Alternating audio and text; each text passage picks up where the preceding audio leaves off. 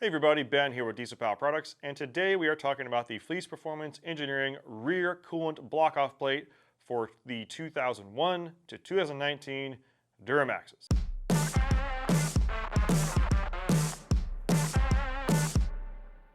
Yes, it covers that long of a year range. That's going to be the LB7, LLY, LBZ, LMM, LML, and the early L5Ps. That's right, 01 to 19. The factory rear block-off plate for the coolant on those engines tends to leak over time because the factory block-off plate is honestly fairly thin and it warps, and leaking coolant is no fun.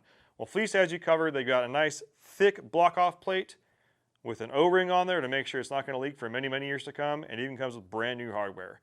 And of course, Fleece, I'm always a sucker for nice parts that are pleasing to the eye, but let's be honest, you're probably never going to see this once it's underneath the hood, but you're going to know it's there, and you're going to know that you're not going to have any leaks in the future because you're putting a high quality part on there.